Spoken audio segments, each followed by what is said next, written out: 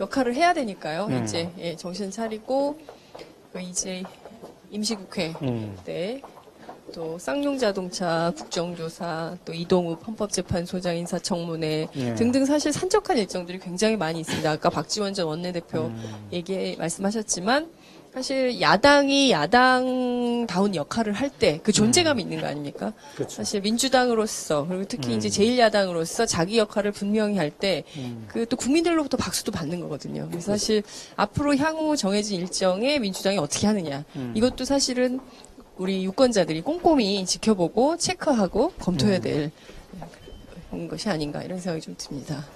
373호실 김기식 의원의 사무실입니다. 안녕하세요. 안녕하십니까. 반갑습니다. 네, 반갑습니다. 안녕하십니까. 예, 안녕하십니까. 안녕하세요. 네. 네. 안녕하십니까.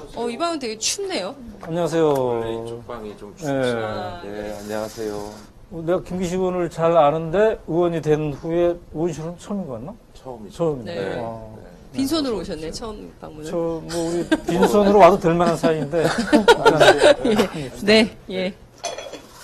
어디 그쪽에 앉으는 게 좋겠다. 네, 거기 앉으세요. 거기 앉으세요. 네. 여기는 왜 춥습니까 이렇게? 원래 구관의 이쪽 박감면 쪽은 아. 햇볕도 안 들고 아. 난방도 안 좋고 그래서 그럼 뭐 이 좋습니다. 추첨해서 여기 설정된 거예요? 그러니까 이제 신고하는 의원님, 이 극적인 마이크를 드시고. 신고하는 재선 이상 의원들하고 음. 나이가 많으신 초선들 가시고 이 음. 구관은 초선들 중에서 젊은 사람들이 이끌고 구관에 있습니다. 그렇군요. 네. 그 대선 이후에 사람들이 살맛이 안 난다고. 네. 그래서 저도 지금 9시 뉴스를 아직 못 보고 있는데. 네, 뭐 대선 끝나고 많은 분들이 또 그 민주당 의원들도 공통된 증상이 뭐 한동안 TV 안 보고 신문 안 보고 인터넷도 안 하는 게 뭐 대체로 뭐 그런 증상들이 대체로 또 TV 안 보던 사람들이 오늘 오마이TV에 대선 후 원래부터는 다시 보겠다. 그래서 지금 이제 오늘 이제 위로받고 있는 사람들이 있는 것 같은데요. 이게 대선 때 이제 공식적인 직함이 미래 캠프 지원단장이었죠. 정책을 맡았었습니다. 미래 캠프의 지원단장. 네네. 그러니까 이제 캠프가 크게 시민 캠프, 예, 미래 캠프, 민주 캠프. 그다음에 민주 캠프. 예, 그렇죠. 원래 이제 민주 캠프는 당에 네. 당의 선대본 한 거고, 조직이고 그렇죠. 시민 캠프는 일반 발런티어 시민들 참여되고 음.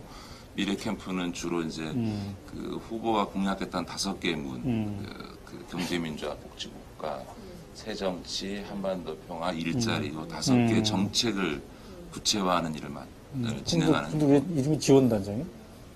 거기는 이제 주로 그 미래 캠프에 5개 문별로 위원회가 있고 거기에 이제 전문가들이 결합을 하셨고 그거를 이제 그 지원해주는 이런 단위로 그러면 지원단 전체 캠프에서 얼마나 힘이 셌습니까? 저야 뭐 초선이고 또 제 미래 캠프의 정책 단위를 맡았으니까 정책적인 문제와 관련해서는 좀 여러 가지 역할을 하긴 했죠.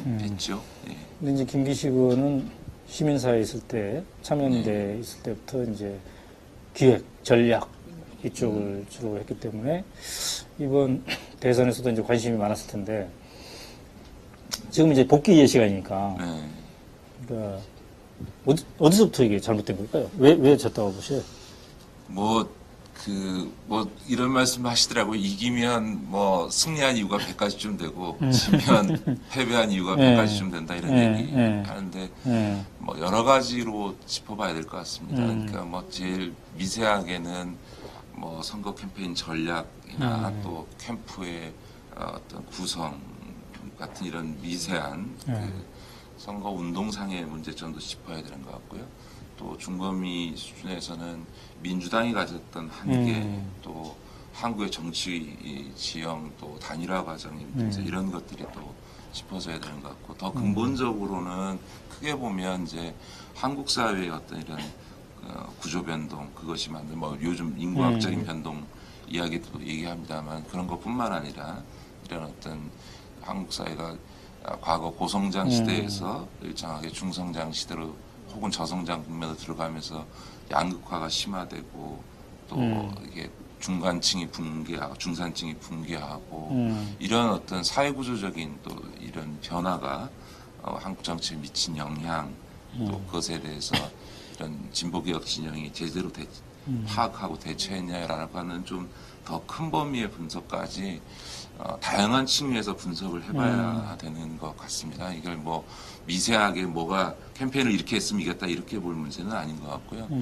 제가 요즘 와서 그런 얘기를 많이 합니다만 대처 18년의 집권 기간을 거치면서 영국의 노동당이 정말 뿌리부터 이 성찰과 분석을 해서 제3의 길 노선을 만들고 또 그 세대를 교체하면서 토니 블레어를 내세우면서 이제 어렵게 다시 이제 집권을 할 수 있었고요. 또 68년 닉슨 등장 이후에 오랜 미국에서 이제 신자유주의 네오콘 전성 시대를 갖고 특히 이제 레이건 8년을 거치고 나서부터 이제 그 과정에서 클린턴이 문제는 경제야 이러면서 이제 새로운 노선을 제기하고 또 98년을 거치고 나서 이제 오바마가 등장하게 됐던 과정에서 미국의 민주당과 또 미국적 기준에서 볼 때 어쨌든 민주 진보 세력들이 그냥 단순히 선거 캠페인의 문제가 아니고 민주당과 또 넓은 의미에서 미국의 어떤 개혁적인 시민사회 전반에 대해서 분석했던 이런 자세를 저희가 가져야 되는 것이 아닌가 이런 생각을 갖고 있습니다. 개인적으로는 저는 지금 상황이 마치 좀 2004년도 부시가 재선한 직후의 미국하고 굉장히 비슷하다. 그 당시만 해도 부시의 인기가 이미 이라크 전쟁 이후 굉장히 떨어져서 정권 교체를 대단히 당연시 생각했고 그래서 이제 많은 사람들이 엘고가 떨어졌죠 그때. 부시 기간 동안을 거치면서 이번에 엘고는 2000년도에 했고요. 2004년도에 이제 정권 교체가 될 거다 이렇게 기대를 했습니다만 이제 존 케리 후보가 패배를 하고 난 뒤에 아주 뭐 깊은 좌절을 겪었고 그러면서 이제 민주당 자체적으로 보면 에드워드 케네디 상원은 죽은 상원은 민주당의 근본적 변화 이런 거를 이제 얘기하고 그러면서 이제 새롭게 등장한 오바마의 후견인으로서 이제 민주당의 어떤 흐름들을 바꾸려고 했고요. 또 바깥에서 보면 이제 미국 진보센터가 만들어지면서 산재되고 흩어져 있었던 어떤 이런 미국의 진보개혁 세력을 전국적으로 네트워킹하고 새로운 비전을 만들어내기 위한 어떤 싱크탱크를 만들어냈던 것, 또 무브온과 같은 시민정치운동 조직들이 활성화됐던 이런 어떤 반성에 기초한 어떤 새로운 모습 이런 것들이 우리에게도 지금 절박하게 필요한 시점인 것 같습니다. 네, 댓글에 대접하는 대로 다 드시면 화장실 간다? 뭔 말이야? 우리가 의원실 가는 데마다 커피가 아니라 이게 뭔가 이게. 자, 그런데 말이죠. 근데 이제 미국 얘기 했는데 한국 얘기로 돌아와서. 근데 4.11 총선에 어쩌면 이제 패배했다고 우리가 얘기할 수 있는데 그렇습니다. 하고 나서 당의 공식 평가 보고서가 안 나왔다는 게 사실이에요?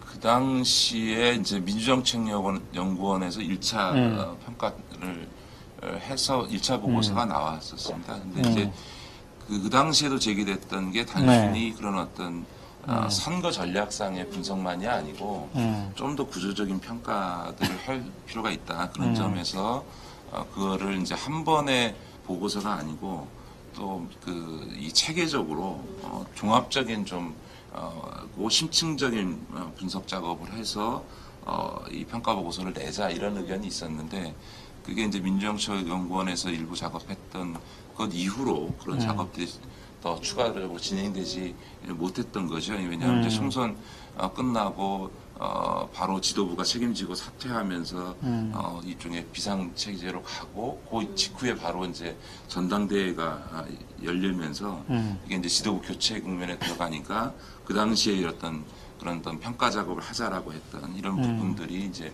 제대로 진행되지 못한 겁니다. 그러니까 사실은 이제 이 민주당이라고 하는 구조가 이제 선거 때마다 이제 사실은 지난 몇 년을 돌이켜 보면 이긴 선거가 별로 없습니다. 2010년도 그 지방선거 빼놓고는 다 졌고 그 이전 선거만 놓고 봐도 2008년도 총선, 2007년도 대선, 그 이전에 2006년도 지방선거.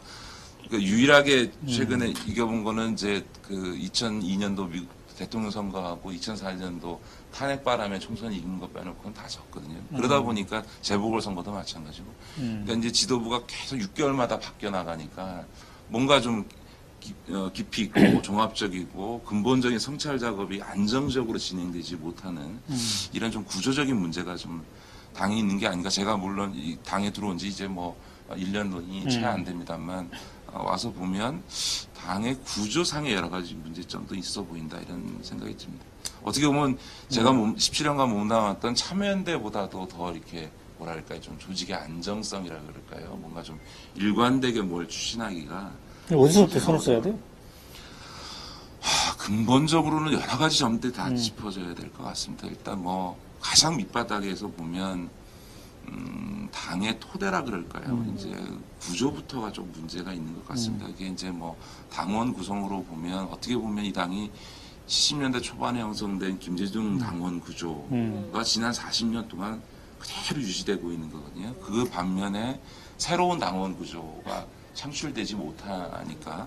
그러니까 이제 뭐 지역위원장들 얘기 들어보면 지역위원회 청년위원장이 40대 후반인 거예요. 그러니까 이 40대 이하는 아예 당원이 없어서 그러다 보니까 이제 당의 토대 자체가 지역적으로도 편중되고 연령적으로도 고용연령화돼 있고 계층적으로도 편향돼 있고 한데 이제 이런 그런 어떤 당의 토대 자체가 주는 한계도 있는 것 같고요. 또 이제 당의 구조가 이제 이번 대선 과정에서 문재인 후보도 문제 제기를 했습니다만 당은 일상 시기에 보면 중앙당, 그 다음에 원내, 그리고서 이제 지역위원회만 남는 거거든요. 근데 이제 오히려 이런 어떤 생활 단위의 어떤 그 당의 조직이 착근해 있지 못한 거죠. 그러니까 그래서 이제 뭐 직장위원회도 만들자 이런 얘기도 있고요. 또 세대별로 보면 젊은 층의 당 조직이 거의 취약하다 보니까 당의 이런 토대상의 문제도 있고 또 그 당의 구조상의 문제도 있는 것 같습니다. 주로 저는 이제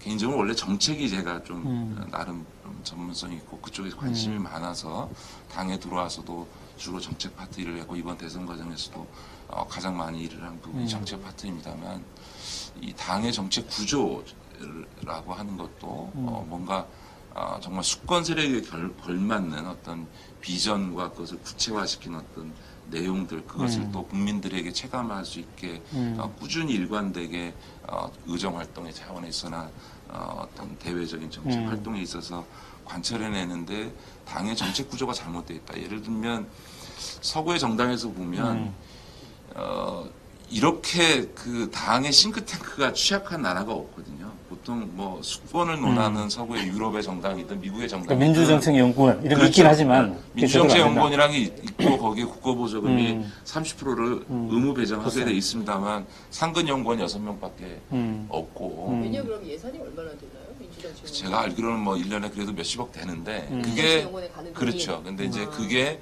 온전히 정책 활동으로 투영되어서 못하죠. 사실 그 정도 돈이면 충분치는 않지만 그래도 한국에서는 웬만큼 상당히 전문성을 갖는 싱크탱크로 이게 활동할 수 있는데 그러지 못하고 있는 거죠. 그러니까 정책 역량 자체가 상당히 취약한 구조에 있고 많이 비교되어지는 게 여의도 연구소하고 새누리당의 우리 당의 민주정책연구원을 비교하면 이건 정말 비교가 부끄러울 정도로 전문성이나 안정성이나 어떤 이런 부분에서 상당히 떨어진다 이런 평가들을 우리도 하고 있는 거죠.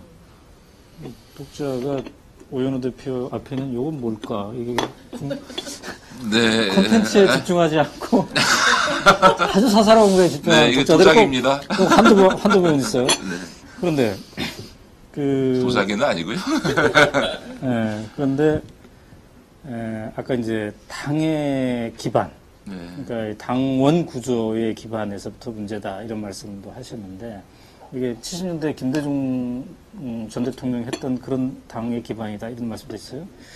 근데 이제 우리가 진짜 궁금해하는 거는 그 후에 이 386세대, 이른바 486세대 의원을 시작한 게 벌써 이제 한 10년 됐잖아요. 10년 넘었죠, 지금. 10년, 15년 됐는데 그런 젊은 피들이 많이 수혈돼가지고 뭔가 이거 활동을 해왔단 말이지. 그러니까 고치자 했는데 왜 핵심, 그러니까 고칠 수 있는 이 핵심이 축적이 안 되고 늘 고치자는 얘기만 계속 오고 이게 안 되는 걸까? 왜 실천이 안 되는 걸까? 그래서 이제 이번에도 뼈를 깎는 반성을 한다. 이렇게 하지만 진짜 이번에는 뼈를 깎을 걸까? 이걸 지금 우리 시민들이 지금 잘 못 믿는 것 같거든요. 그러니까 왜 그럴까요? 왜 그래도 사회운동도 했고 뭔가 좀 밖에서 민주당을 막 비판했던 사람들이 와가지고 민주당 속에 이렇게 힘을 합쳐서 하는데 이게 왜 축적과 누적이 안 되고 그때 막 얘기만 있다가 또 안 된다 이렇게. 저는 그걸 이제 두 가지로 보고 싶은데요. 저도 물론 이제 당에 들어온 지 1년밖에 안 돼서 와서 보니까 이제 시민단체 활동할 때 비해서 당이 갖고 있는 장점도 있지만 어떨 때는 참 다른 문화 또 질서 이런 거에 좀 답답함을 느낄 때도 많은데요. 예를 들면 이제 오늘 비대위원장 선출을 보면 저는 이게 이제 기존 당내 질서의 벽이 얼마나 두터운지를 잘 보여준 측면이 좀 있다고 생각합니다. 그러니까 이게 당이 이렇게 그 개파 구도하고 또 그 개파 구도 속에서 형성된 두터운 어떤 이 기득권 구조, 중진들 이런 구조에서 뭔가 이렇게 근본적인 변화, 혁신을 만들어내는 데 있어서 굉장히 이렇게 어려운 그 구조를 갖고 있는 것 같습니다. 또 지금 말씀하셨던 기존에 일찍이 2000년대부터 정치에 참여했던 486 의원들도 그런 질서를 깨지 못하고 그 질서 속에서 이제 정치를 하다 보니까 이제 기존 질서를 변화시켜내는 힘으로 나타나지 못했던 것 같습니다. 사실은 어떤 의미에서 보면 저희 초선들이 이번에 혁신비대위가 돼야 되고 오늘의 혁신을 하지 않고 내일의 혁신을 기대할 수 없다라는 얘기를 계속했던 이유는 뭐냐면 돌이켜보면 1970년대 초반에 김대중 대통령이 40대 기술론을 들고 나오면서 그 소위 전통적인 민주당의 흐름들을 근본적으로 바꿔내지 않습니까? 그 당시에 기득권이었던 유진산 당시 당의 원로 중진의 어떤 저항이나 이런 것들을 이제 뚫고 이제 이런 당의 변화를 만들어냈고 그 변화된 흐름이 이제 지금의 이제 민주당으로 이렇게 쭉 이어져 온 거지 않습니까? 그런데 어떤 의미에서 보면 지금의 상황은 70년대 초반 김대중 대통령이 40대 기수론을 들고 나오면서 당을 근본적으로 바꿔냈던 것보다 훨씬 더 좋은 조건에 있거든요. 왜냐하면 국민들의 변화에 대한 욕구도 굉장히 크고 또 이번 대선 패배를 통해서 정말 기존의 질서들을 유지했던 분들이 국민들께 할 말이 없는 상황이었기 때문에 정말로 지금이야말로 당이 한번 확 뒤집어져야 되는 거죠. 그리고 세계 정당사에서 아까 잠깐 말씀드렸던 것처럼 대처 18년을 거치면서 영국 노동당의 선택이 결국은 확 바꿔내면서 이제 블레어를 중심으로 한 새로운 세력들을 만들어내서 집권에 도전을 했던 거고요. 미국에서도 클린턴이나 오바마 같은 새로운 세력, 새로운 인물들을 길러내면서 이제 당을 확 바꿔내지 않았습니까? 근데 지금 우리 당이 해야 될 것들이 저는 바로 그런 지점이고 저는 그런 과정에서 70년대 초반에 그런 변화가 있을 때 정일영 박사가 그 40대 기술론을 들고 왔던 김대중 대통령을 뒷받침해주고 또 미국에서 에드워드 케네디 전 상원 의원이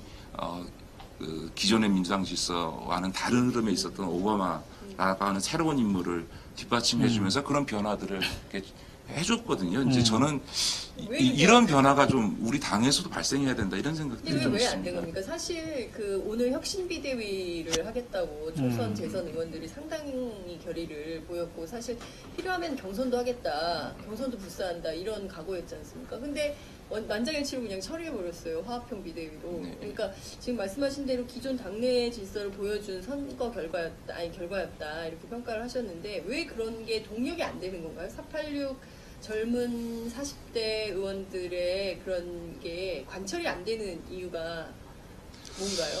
저는 뭐 저희 초선들의 심정은 상당히 좀 무겁고 죄송하고 답답하고 그런 마음이 있습니다. 앞으로 몇 달 동안을 우리가 혁신해내지 못하면서 차기 전당대회에서 새 지도 뽑으면서 혁신하겠습니다. 이런 말씀을 국민들께 드려서 과연 국민들께 그래 그때까지 기다려보마라고 해주시지 않을 것 같습니다. 그런 점에서 이렇게 관리형으로 간다는 게 지금 관리할 땐가 그리고 비대위라는 게 비상하자고 한 상황이니까 비대위 구성한 건데 이 결과를 정말 국민들이 민주당이 정말 비상하게 생각하고 있고 비상한 각오로 임하고 있구나라고 받아들이실까 이런 점에서는 많이 마음이 무겁습니다. 근데 이제 뭐 개인적으로 변명같이 얘기하면 참 초선들이 갖고 있는 한계도 있었던 것 같고요. 어쨌든 아까 말씀드렸던 것처럼 그게 어떤 이번에 혁신 비대위가 돼야 된다 이런 거는 사실은 초선들이야 뭐 개파도 별로 없고요. 또 뭐 또 그 재선 이상들 속에서도 기존의 개파 질서를 뛰어넘어서 그런 것과 무관하게 이제 혁신의 요구가 있었던 거고 사실 이번 비대위원장은 당권하고도 무관하거든요. 왜냐하면 오히려 당권을 도전을 스스로 포기해야만 되는 거고 누가 맡아도 욕먹는 자리일 수밖에 없는 건데 그런 점에서 정말 국민의 눈높이에서 민주당이 혁신의 몸부림을 치는구나 라고 받아들일 수 있도록 해주셨어야 된다라고 생각합니다. 이게 사실 2004년도에 탄핵 여풍이 왔을 때 당시에 그 한나라당의 기득권 중진들이 어쨌든 박근혜라고 하는 그 당시로 보면 새누리당 한나라당의 비주류였던 사람을 비대위원장에 앉혀서 어쨌든 그 천막당사 하면서 뭐 누구는 쇼라고 얘기했지만 그렇게 쇼라도 해서라도 정말 어쨌든 그 위기 국면을 돌파했던 건데 우리는 그것도 못한 거죠. 이게 저는 그런 점에서는 많이 안타깝고요. 비대위원장을 잘못 뽑은 거네요, 그죠? 아니 뭐 개인의 문제는 아니라고 생각합니다. 우리 비대위원장 되신 분이 훌륭한 인품이 계시고 연륜도 경륜이나 연륜 모든 면에서 다 존경할 만한 분입니다만 그거는 이제 우리 내부의 얘기고 지금은 국민들의 눈높이에서 저는 봐야 한다고 생각합니다. 지금 뭐 민주당과 그 문재인 후보를 지지했던 1,470만 명의 유권자 모두에게 지금 민주당이 뭘 해야 됩니까라고 물으면 99.9%가 혁신하라고 요구를 하지 안 하겠습니까? 그러면 지지자가 그렇게 요구를 하는데 그러면 그거에 맞게 답을 해야 되는 게 맞다고 생각하고요. 저는 뭐 여러 가지로 이제 되돌아보고 점검할 시간을 갖겠습니다만 어쨌든 저희 초선들의 생각은 혁신을 위한 노력은 중단돼서는 안 된다. 사실은 뭐 두 분도 잘 아시고 또 우리 그 시청자들께서도 잘 저는 워낙 통합론자이지 않습니까? 그 민주당만으로는 안 되고 보다 넓은 세력들이 함께하는 더 큰 민주당, 더 변화된 민주당으로 늘 문호를 개방하고 기득권을 내려놓고 민주당이 갖고 있는 그 어떤 기득권에도 연연해서는 안 된다라고 하는 이 통합론자입니다만 저는 제가 선거 끝나고 그런 얘기를 했습니다. 앞으로 6개월 동안은 최소한 저는 통합 얘기를 하지 않겠다. 왜냐하면 작년 내내 통합과 선거 때문에 민주당이 해야 될 혁신의 과제 사실은 이제 작년에 통합을 하면서 저희가 통합과 혁신이라는 두 개의 당면한 시대적 과제를 당의 과제를 제기했는데 그 중에서 이제 통합은 부분적으로라도 성공을 했지만 혁신은 계속 이 통합과 선거 때문에 미뤄진 거거든요. 총선, 대선 또 두 번에 걸친 전당대회라고 하는 당 내부의 경선을 치르느라고 혁신은 늘 뒷전에 밀려왔다. 그런 점에서 저는 앞으로 6개월 동안은 당이 혁신의 문제에 최소한 집중해야 되고 그 혁신의 속에서 국민들이 변화하고 있구나라고 느낄 때 또 바깥에 있는 분들이 민주당이 변화하겠구나라고 생각하면서 합류하고 그러면서 새롭고 거듭나는 민주당으로 나아갈 수 있지 않을까라고 생각합니다. 그래서 제가 당분간 통합은 그러니까 민주당만으로 뭐가 된다가 아니라 민주당만으로 안 되니까 통합하자라는 얘기들이 오히려 민주당의 혁신 과제를 자꾸 뒤로 미루고 혹은 은폐시키는 어떤 효과를 낳기 때문에 이제는 민주당의 문제를 속살까지 완전히 드러내놓고 정말 정면으로 맞닥뜨려서 우리가 한번 논쟁하고 토론해야 되는데 한 가지 말씀드리고 싶은 건 이런 게 있습니다. 한편에서는 가만히 있으면 가만히 있는다고 뭐라 그러고 막 이런 그 문제를 드러내놓고 논쟁하고 토론하면 또 싸움박질을 한다 라고 얘기를 하는 거는 좀 저는 순된 좀 반응이라고 생각합니다. 근데 저는 이제 저희는 언론 현장에 있으니까 한편으로는 그런 생각이 좀 들어요. 그러니까 원래 정치가 욕을 많이 먹지 않습니까, 국민들한테. 근데 민주당은 너무 그 뭐랄까 비판에 민감한 정당인 것 같아요. 그러니까 누가 무슨 얘기를 하면 거기에 막 굉장히 굉장히 막 이렇게 얼굴이 빨개지면서 왜 비판하냐, 좀 가만히 놔둬라, 뭐 이런 얘기를 해서 저희들도 당황할 때가 많거든요. 그러니까 진보 언론이 왜 비판하냐, 뭐 이런 얘기를 하니까 진보 언론이 비판하는 건 너무 당연한데 말이죠. 하여튼 그런 게 있고, 저는 이번 비대위원장 선출 과정에서 정말 좀 궁금한 게 하나 있는데요. 그 박영선 의원이 그 한번 해보겠다, 비대위원장을 맡아서 당을 한번 혁신을 해보겠다라고 한 분이 계셨는데 나서겠다고 했는데 결과적으로는 문희상 의원이 되셨어요. 근데 문희상 의원 첫 발언이 자다가 홍두깨다. 그러니까 벌써 이분은 비대위원장을 맡아서 당을 이끌겠다 이런 생각이 하지 않았던 분이란 말이죠. 하겠다는 분은 주저앉히고 홍두깨라는 분은 비대위원장을 시키는 이 당의 구조를 일반 시민들은 굉장히 궁금할 것 같아요. 어떻게 해서 이런 일이 벌어지지? 그러니까 이제 저희가 계속 이야기했던 게 합의 추대라는 방식도 물론 존중할 수 있지만 제일 중요한 거는 내가 이렇게 혁신을 해보겠습니다라고 누군가는 총대를 매야 되고 그 사람이 혁신의 총을 이렇게 해보겠습니다라고 하는 것이 한번 해볼만 하다라고 하면 밀어주는 거고 당신이 얘기한 건 아니야라고 하면 또 다른 사람이니까 혁신의 의지를 갖고 그걸 한번 내가 책임지고 욕먹더라도 해보겠다라고 하는 것을 세워주고 살려주는 더군다나 이게 당권과는 사실은 오히려 당권으로부터 멀어지는 길을 선택하는 건데 이런 점들은 좀 안타까운 점이 있고요. 저는 앞으로 조금 더 국민들께서 민주당 내부의 논쟁을 마음을 열어놓고 봐주셔야 된다고 생각합니다. 저는 예를 들어서 최근에 민주당의 내부적으로 대선 패배를 당이 진보했기 때문에 중도로 가야 된다 이런 얘기하는 거에 대해서 저는 노선 논쟁해야 된다고 생각합니다. 그거는 그 패배한 뒤에 싸운다 이렇게 보면 안 되는 겁니다. 왜냐하면 2007년도 대선이 600만 표로 역대 최악의 참패를 하지 않았습니까? 그 뒤에 이명박 정권 들어서고 2년 내내 사실은 민주당이 가장 야당답지 못하다라고 얘기했습니다. 그 당시에 2007년 대선과 이명박 정부 들어선 뒤에 2년 동안 민주당이 채택한 노선이 바로 중도 노선이었거든요. 그 기간 동안 엄청나게 민주당이 비판받으면서 정립한 것이 현재의 당 노선이고 현재 당 노선을 상징하는 게 보편적 복지, 경제민주화, 한반도 평화라고 하는 이 세 가지 축인데 이게 옳다라고 하는 것은 박근혜 후 당선자가 지난 1년 동안 선거 캠페인 내내 뭐 했습니까?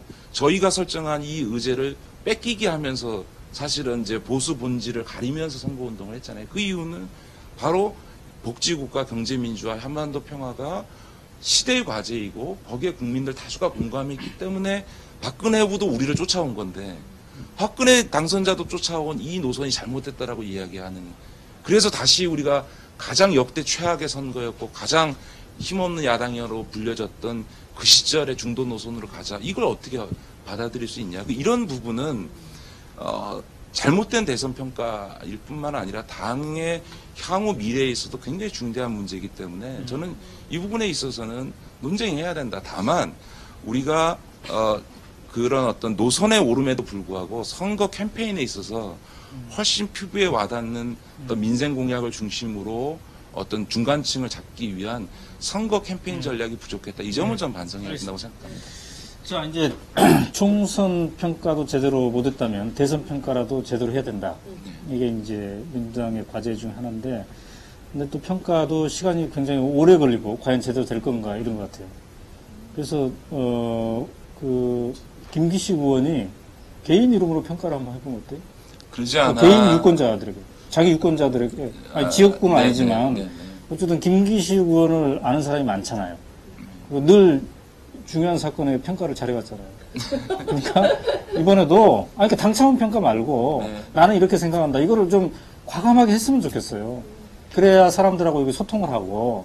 근데 당 차원의 평가가 나오기를 기다리는 이래서는 안 될 것 같고. 그러면서 우리는 아까 어떤 독자가 오만수가 왜 개인 의원에게 반성을 요구하냐 그러는데 이게 반성을 요구하는 게 아니라 평가의 발제를 한번 여러 사람 해보자 이거죠. 그러니까 네. 그게 자연스러운 발제가 되지 않겠습니까? 그 뭐 페북에다 해도 되고 트위터에다가 1, 2, 3, 4 해가지고 네, 해도 되고 나는 이렇게 생각한다. 이거는 왜 졌고 앞으로 이기려면 어떻게 해야 돼? 희망은 어디에서 찾아야 된다. 이런 거를 한번 해보자 이거죠. 근데 그런 것마저도 안 나오니까 네, 네. 시민들이 민주당이라는 게 127명의 의원도 있고 뭔가 이게 가장 핵심적인 어떤 이 진영의 저건데 왜 그런 게 안 나올까 이런 거거든요. 공감하고요. 그러지 않아도 이제 당 차원에서도 무슨 대중평가위원회에서 하겠지만 저희 그 의원실 차원에서도 그렇고 저희 시민사회 출신으로 함께 들어왔던 의원들이 모여있는 시민정치 포럼 차원에서 정말 체계적으로 또 즉각적인 평가 작업을 할 겁니다. 그래서 이제 앞서 말씀드렸던 것처럼 미세한 선거 캠페인 전략 문제만이 아니고 좀 그 여론조사 전문가라든가 사회구조 분석 전문가들과 함께 해서 이 대선의 패배 원인 더 나가서 지금 우리 민주당이 안고 있는 문제를 구조적으로 분석을 해볼 거고요. 그거를 당에도 전 제출할 거고 당연히 국민들께도 우리가 심층적으로 저희 나름대로는 분석해 보니 이런 문제가 있습니다. 물론 그게 저는 외국의 사례를 보면 사실은 제대로 분석하려면 한 1년여 걸리겠습니다만 그때까지 또 1년 뒤에 내는 게 아니라 버전 1.0 그렇죠. 예, 그래서 버전 1.0은 1월달 안에 되고 되는 대로 그렇죠. 일단 단기적인 그 분석 결과부터 시작해서 우리 시민기자죠? 나가겠습니다. 네, 그렇습니다. 오만수 시민기자. 네, 한번 아니 그러니까 그 이제 기사 버전으로 하나 직접 네. 시민사회에서 또 이 관심을 많이 갖고 있으니까 김기식 의원은 어떻게 봤나 이걸 관심이 많을 테니까 뭐 분석할 게 너무 많아서 한 번에 쓸 수 있을지 모르겠습니다. 하여간에 여러 가지 분석 작업을 해보겠습니다.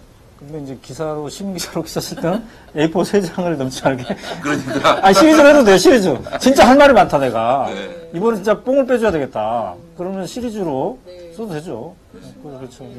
이제 또 그 말씀을 좀 드리고 싶은데 평가를 너무 단순화하는 거는 우리가 앞으로 그렇지. 집권하는 데 도움이 안 됩니다. 그러니까 예를 들어서 그냥 제일 쉬운 평가는 그냥 민주당이 문제였다. 그렇지. 이렇게 얘기하는 게 제일 그럼 안 쉬운 되지. 평가. 그럼 안 되고 다면적으로 하고 싶은 얘기를 충분히 하자 이거죠. 그래서 아까 이게 반성문 잘 이해하셔야 돼요. 그러니까 반성도 해야 됩니다. 그러니까 평가 속에 이제 반성이 포함되어 있겠지만은 제대로 된 평가의 분위기를 하자. 근데 왜 이렇게 평가하면 손가락질 받을 것 같다. 눈치 보고. 그래서 평가의 문화가 아예 없어져 버리는. 아까 그 은수미 의원이 그런 얘기했죠. 두렵다 평가를 하기가. 그런 문화를 없애자는 거죠. 네, 그죠? 맞습니다. 우리가 이렇게 의원들에게 평가하라고 해도 안 하는 의원들이 있어요. 그렇다고 우리가 뭐 어떻게 하겠습니까? 근데 그런 정신을 하자는 거죠. 한번 해보자. 네, 알겠습니다. 아이고, 평가해 감사합니다. 보겠습니다. 네.